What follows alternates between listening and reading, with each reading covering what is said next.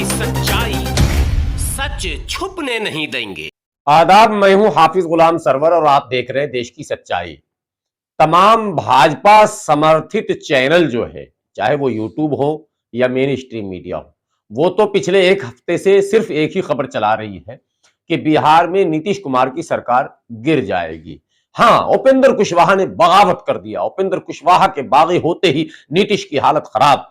नीतीश सरकार मुंह के बल गिरेगी, आरजेडी भी नहीं बचा पाएगी नीतीश को। और ना जाने किस किस तरह के थंबनेलों के साथ कई टीवी चैनल लगातार नीतीश कुमार की सरकार की छवि को भी बिगाड़ने में लगे हैं और साथ ही सरकार गिरती हुई दिखाते चले जा रहे हैं। अब तक 15-20 बार तो सरकार गिरवा चुके हैं ये चैनल वाले।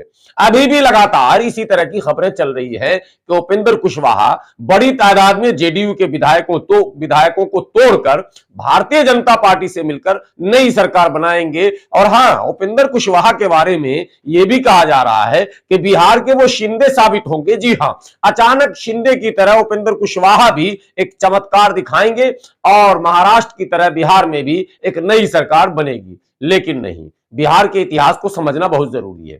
बिहार के विषय में जब भी बात करनी हो तो बिहार के राजनीति को खूब अच्छी तरह आप समझ लें।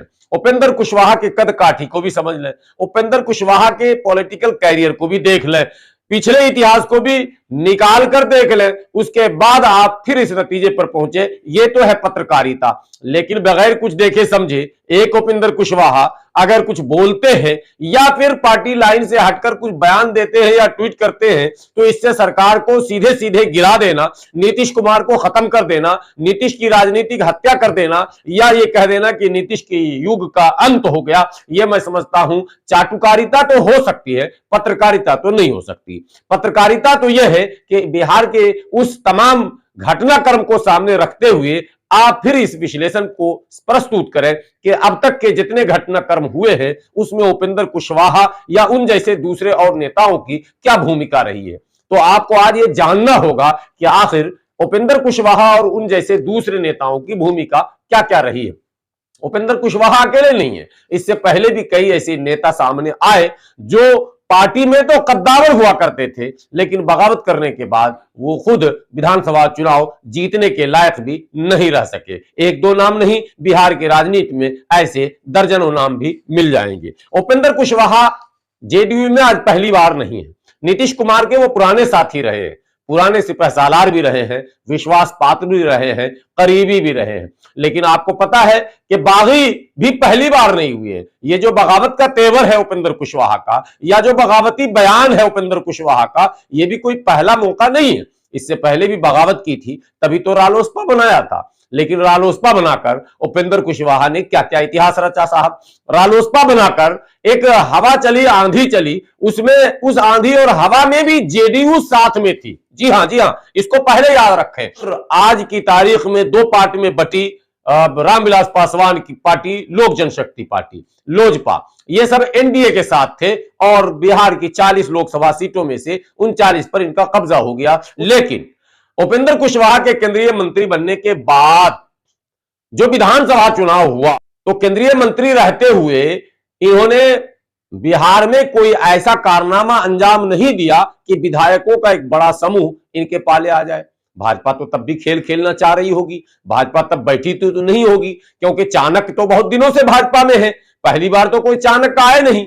शिंदे को अगर शिंदे बना सकते हैं तो कुशवाहा को कुशवाहा भी बना सकते थे। अरे आप छोड़िए ना साहब, जो भाजपा के हनुमान कहकर घूमते थे वो तो हनुमान की तरह इस डाल से उस डाल पर ही जा रहे हैं। वो तो राम के हनुमान की भूमिका अब तक नहीं निभा सके।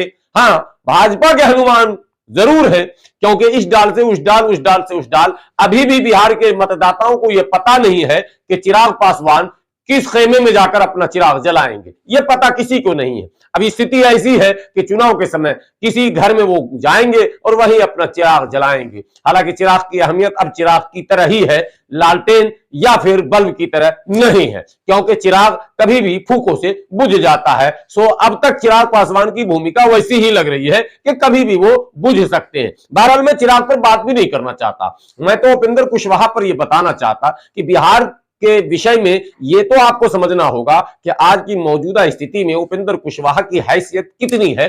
जेडीयू या दूसरे दलों के विधायकों को वो किस तरह से तोड़ सकते हैं और कितनी तादाद में तोड़ सकते हैं, तोड़ भी सकते हैं या नहीं तोड़ सकते हैं, ये भी एक बात है। अभी मौजूदा जो महागठबंधन की सरकार बिहार में है, उसके पास 164 विधायकों का समर्थन प्राप्त है। 164 विधायकों में नीतीश कुमार के पास मात्र 45 विधायक हैं, लेकिन फिर भी मुख्यमंत्री नीतीश कुमार हैं। यह भी राजनीति का एक पार्ट है, इसको भी समझना और जानना जरूरी है। अब ऐसे में महागठबंधन की सरकार को गिराने के लिए लगभग 4 दर्जन विधायकों की जरूरत पड़ेगी। अब 4 दर्जन विधायक कहां से लाएंगे? 40 से 50 विधायक को बैक वक्त तोड़ना कोई खेल आसान नहीं है और उपेंद्र कुशवाहा के बस की तो खैर बात ही नहीं है।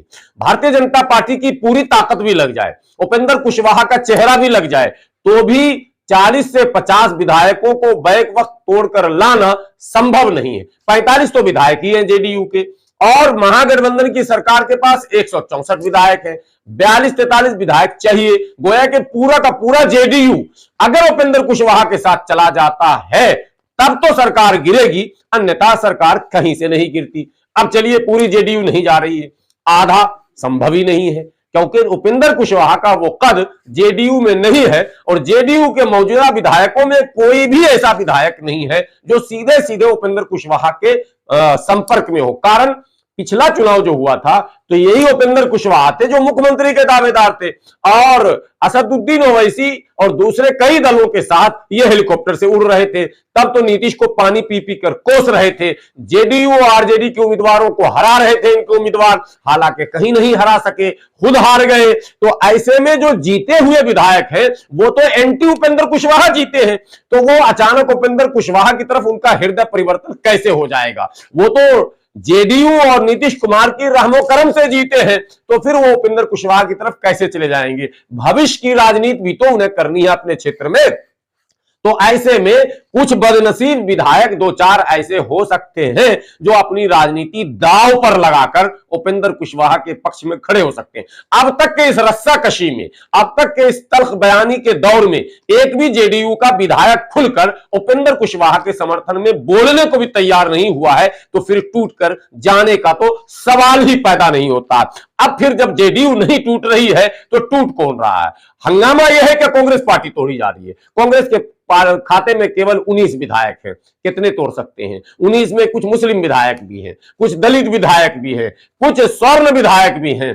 खबर यह फैलाई जा रही है कि स्वर्ण विधायक भाजपा के संपर्क में है। चलिए साहब, मान लिया 19 में 10 आप तोड़कर ले जाएंगे, 164 महागठबंधन के पास है तो 54 रह जाएगा। सरकार तो फिर भी बनी हुई है, अब किसको आप तोड़ेंगे? भाकपा माले के पास 12 विधायक हैं। कहा यह जाता है कि कम्युनिस्ट पार्टी को तोड़ना आसान नहीं, हालांकि यह कहावत है। सीपीआई के तो कई नेता आए और गए और भाजपा तक की यात्रा कर चुके हैं, यह तो इतिहास साक्षी है, लेकिन माले के विधायक बहुत कम टूटे हैं, यह इतिहास में कम दर्ज है। इसलिए इस 12 विधायकों में, माले के 12 विधायकों में से किसी को 6 को 4 को तोड़ लेना बहुत आसान काम नहीं है। हालांकि राजनीति में असंभव नहीं है, लेकिन बहुत आसान नहीं है। कहा यह जा रहा है टेढ़ी खीर है, लेकिन मान लिया जाए इन 12 के 12 को भी आप तोड़ लेते हैं तो भी सरकार नहीं गिर रही है, तब भी 140 विधायक बनते हैं और सरकार जो है लगभग खूब पूर्ण बहुमत की बनी बनाई है। अब किसको आप तोड़ेंगे? क्या भाजपा ओवैसी के इकलौते बचे हुए विधायक को भी अपने पक्ष में कर लेगी तो भी मसला हल नहीं हो रहा है? निर्दलीय अगर उसके पक्ष में एक चले जाते हैं तो भी मसला हल नहीं हो रहा है। सीपीआई के 2 हैं, वो भी चले जाते हैं तो भी हल नहीं हो रहा है। सीपीएम के 2 हैं, वो भी चले जाते हैं तो भी हल नहीं हो रहा। तो सरकार तो कहीं गिर ही नहीं रही है। तो फिर ये गोदी मीडिया, ये भाजपा के चाटुकार यूट्यूबर बार बार नीतीश की सरकार को गिरा क्यों रहे हैं? नीतीश की सरकार किसी कीमत पर गिर ही नहीं रही। हाँ, एक और नया अजूबा, कुछ लोग ये भी अफवाह फैला रहे हैं कि आरजेडी को भी 2 हिस्से में तोड़ लिया जाएगा। अरे साहब, कुछ चीजें ऐसी हैं जो असंभव कही जा सकती है, इतना आसान नहीं होता। जेडीयू को भी तोड़ देंगे, आरजेडी को भी तोड़ देंगे, कांग्रेस को भी तोड़ देंगे, तो कल को ये कहेंगे हम बिहार को भी तोड़ देंगे, मिथिलांचल अलग बना देंगे और पूर्वांचल अलग बना देंगे और क्या कहते हैं कितने आंचल बना देंगे। ये सारी बातें मैंने दिन में दिवा स्वप्न जिसको हिंदी में आप कहते हैं, दिन में ख्वाब देखने जैसा ही मालूम पड़ता है। राजनीति के कच्चे खिलाड़ी और नीतीश कुमार की छवि को धूमिल करने वाले लोग मात्र ही इस तरह की बात कर रहे हैं। आज की तारीख में बिहार में अगर फिर से चुनाव करा लिया जाए तो नीतीश कुमार के नेतृत्व को फिर से पूर्ण बहुमत मिलेगी। यह भी देश की सच्चाई का अपना ओपिनियन है और यह आम जनों से पूछे गए सवालों का जवाब है। नीतीश कुमार सर्वाधिक लोकप्रिय नेताओं में आज भी सरे फहरिस्त बने हुए हैं। ऐसी परिस्थिति में उपेंद्र कुशवाहा, जिनकी कोई राजनीतिक हैसियत अब बची भी नहीं है, जेडीयू में बहुत बड़े पद पर वो थे, नीतीश कुमार ने संसदीय बोर्ड का अध्यक्ष बना दिया था और एक सम्मानजनक पद था। अगर जेडीयू में रहकर अपनी राजनीति करते तो शायद आगे और भी रास्ते उनके खुले हुए दिखते, लेकिन अब तो ऐसा लग रहा है कि दरवाजा राजनीति का उनके लिए भी बंद होने जा रहा। तो दरवाजा उपेंद्र कुशवाहा का बंद हो रहा है और मीडिया नीतीश कुमार के दरवाजे पर जबरन ताला लगा रही है। तो साहब, ये तो हाल आज के गोदी मीडिया, चाटुकार मीडिया का है। पता नहीं कहां से गणित पढ़ते हैं और कहां से समाज शास्त्र पढ़ते हैं, कहां से पॉलिटिकल साइंस पढ़ के आते हैं कि गुना भाग इस तरह का लगाते हैं जो किसी के पल्ले नहीं पड़े। बहरहाल, बने रहे देश की सच्चाई के साथ। बिहार की राजनीति पे मेरी भी नजर बनी हुई है, पल पल का अपडेट आपको देता रहूंगा। एक विनती, एक गुजारिश, अगर देश की सच्चाई चैनल पर आप पहली बार आए हैं तो आप हमारे चैनल को सब्सक्राइब जरूर कर लें। वीडियो बेहतर लगे तो शेयर करना ना भूलें और हां, अपनी राय कमेंट बॉक्स में जरूर दें। और अगर फेसबुक पेज पर आप देख रहे हैं देश की सच्चाई को तो इसको फॉलो और लाइक करना ना भूलें।